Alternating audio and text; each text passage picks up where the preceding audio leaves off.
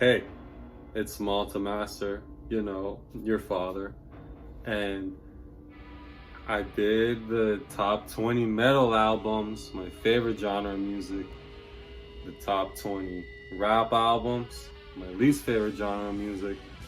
So, today I'm going to be doing my top 20 rock albums, which is my second favorite genre of music, and it's the most important because without rock, we would not have metal.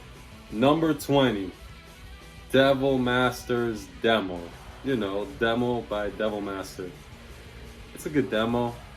I'm not sure if this is punk rock or black or thrash metal because the instrumentation sounds punk rock, but the vocals sound black metal. Hey, I had to put something at number 20. Number 19, Animal Club's Demo. This is Animal Club's first project. The band is lit, the cover's lit, the demo's too short. Number 18, Insomniac by Green Day. I really liked 86, I really liked Geek Stink Breath, and my favorite song on this album was Baby Uvalahu. Number 17, Coming Home by Falling in Reverse. When this album came out, Falling in Reverse was my favorite band up until early 2019 when I stopped listening to emo music. I heard every single Falling in Reverse album around the time that they came out, and looking back at those albums, Coming Home is the only one that I don't cringe at. When F You and All Your Friends, one of the singles on this album, came out, I remember I used to listen to that shit so much, and the friends that I had at the time that I was hanging out with, there were some hippies, and everybody's in the car while I'm playing the song F You and All Your Friends, and everybody's saying, "That's Falling in Reverse, that's Ronnie Radke, I recognize Ronnie Radke's voice, I know that's Falling in Reverse," but nobody knew the name of the song. Number 16, Clear Vision by Animal Club.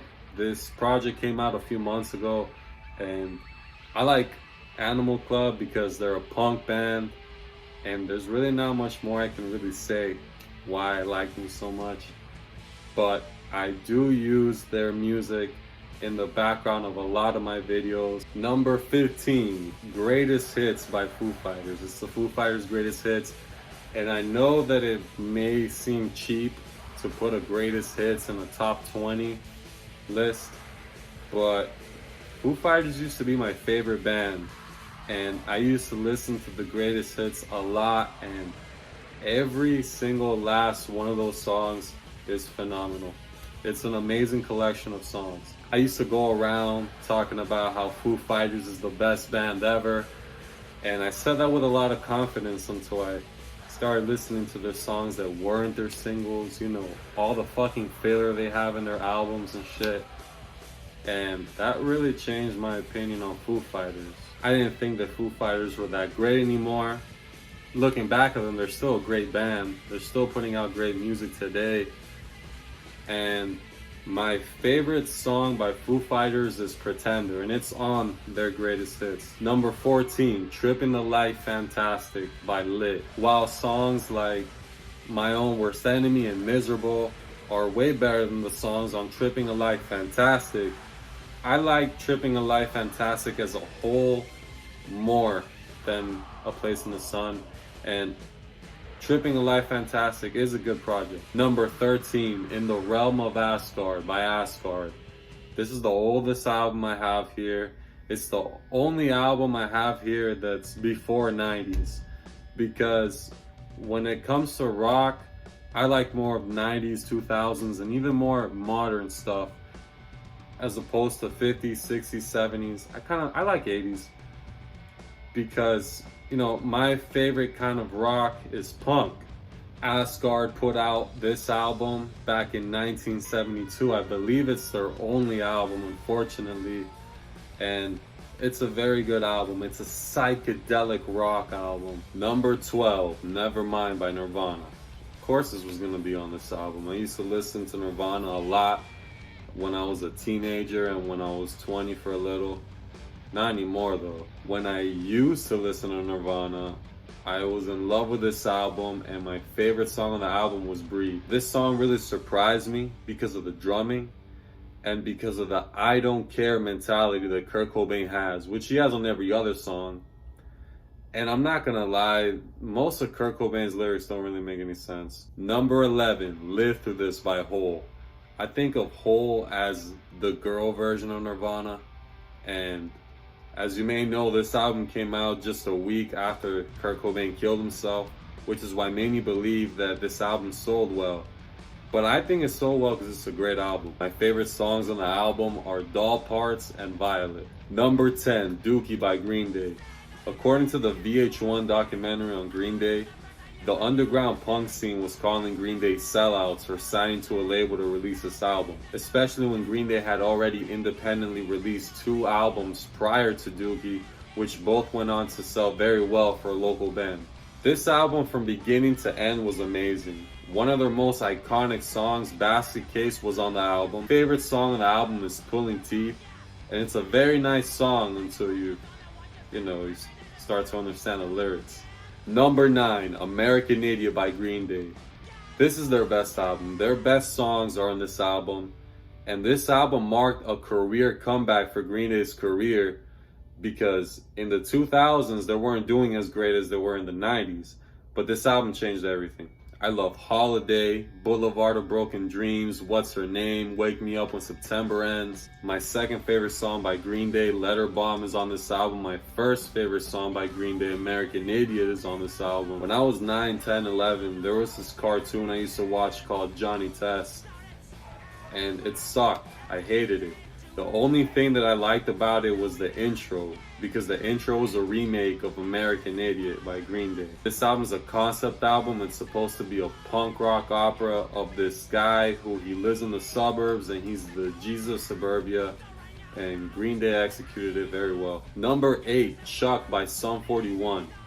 Sum 41 is my favorite rock band, and I really like this album. When I listen to the album from beginning to end too many times in a row, I start to skip some of the songs, but it's still a great album. The song Pieces, which is the lead single of the album, was the best song that they had put out in their career at the time.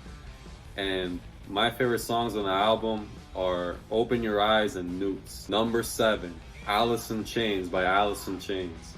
This was the album where you started noticing that Lane Staley, their lead singer, was losing his voice. We all know he lost his voice because of hard drugs and just the other problems that he was going through in his life. Still, Alice in Chains was able to put out a great project. I really like Grind, Heaven Beside You, Sludge Factory, Shame on You. Number 6, XI by Drop Seed. Drop Seed is a band from Argentina, and they have a very good album. They have very good voice, and their sound to me is similar to Screaming Trees. Number 5, Above by Mad Season.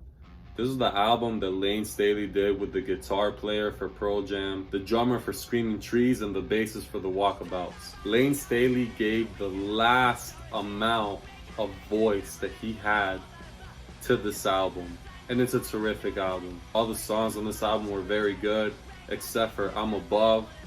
I thought that song was corny. Number 4, Let the Ocean Take Me by Amity Affliction. Amity Affliction is a metalcore band, and I have them on this list because to me, metalcore sounds more like rock than metal. For example, A Bullet for My Valentine's, The Devil Wears Prada. This is an outstanding album. The most famous singles on the album, Don't Lean on Me and Pittsburgh, are the songs that rose this band to underground fame. Amity Affliction also puts out a lot of anti-suicide messages on this album, which is very noble of them. Number 3, the soundtrack to Malcolm in the Middle. The soundtrack of the early 2000s. All Killer, No Filler by Sum 41. This is one of the first albums I ever heard, and I heard it back when I was 4 in the early 2000s. And this album is so 2001. This is definitely their most remembered and successful album because of their most iconic songs. Fat Lip, which in retrospect is kind of corny, and In Too Deep. You know, the song that plays in every movie you've ever watched from 2001 to 2006. I couldn't put this album at number 1, and the reason I couldn't put it at number 1 is because it's not their best nor my favorite, And it's not my favorite because it's too much of a teenager album. The songs are supposed to relate to misunderstood teenagers, which is good because that's the aesthetic of the album. But I don't know, this is an album I'm going to be listening to when I'm 40 years old. But you can't deny that the lyrics on this album are very, very good. And Sum 41 is putting out messages. My favorites on the album are Rhythms and Crazy Amanda Bunkface. In Rhythms, they say, you would say that it's only for a day. Yesterday's last week, tomorrow's on its way. It's like saying, bro, you've been saying you're gonna do something and it's been a whole week already and it's almost tomorrow. It was clever. And in Crazy Amanda Bunkface, they say, what's so hard about goodbyes? I'm sorry, I'm just not as keen at planning out our perfect lives when I'm only 19. It's like when you're young and your significant other is pressuring you to grow up, but you're still learning. So what's the point of never making mistakes? Number 2, Underclass Hero by Sum 41. This is their best album. They changed up their style for this album since it was in the late 2000s, the emo 2000s. Sum 41 added a touch of emo to this album. That's what it sounds like to me. Regardless, this is still their best album because of the consistency. All the songs on this album are great. This album is the update to their debut commercial album, All Killer No Filler. Sum 41 is saying, hey, you remember us from 6 years ago? The troubled teenagers that only cared about skateboarding and smoking pot? Yeah, we're doing just fine now. Derek Widely, the lead singer, decided on the name Underclass Hero because he's the hero of the outcasts. I can't put this album at number 1 because yes, it is their best album, but this is more of an album that I listen to at 3 a.m. in the morning. I never say, fuck, I need to listen to Walking Disaster from Underclass Hero. The album to me was memorable, but the songs individually were not, to me. Now before I get to number 1, I'm gonna reveal the honorable mentions. There aren't any. Number 1, Does This Look Infected by Sum 41. Their second best album behind Underclass Hero. And it has my second favorite Sum 41 song in it, which is Over My Head. This is a heavier version of All Killer No Filler. Hell's Song is the perfect way to start this album. ANIC is the interlude of this album. And I normally dislike interludes because I find them annoying.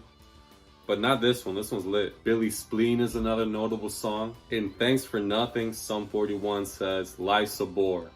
And I can relate to that because I find reality very boring. Monday through Friday, I wake up, I go to work, I go to school, I go to sleep.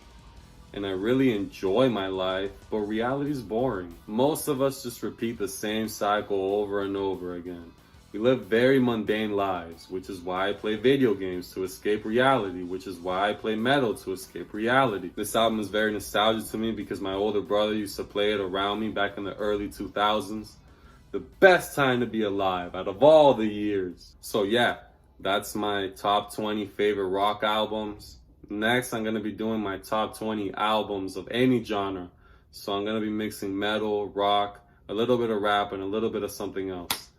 So stay tuned for that one and keep watching my videos and peace.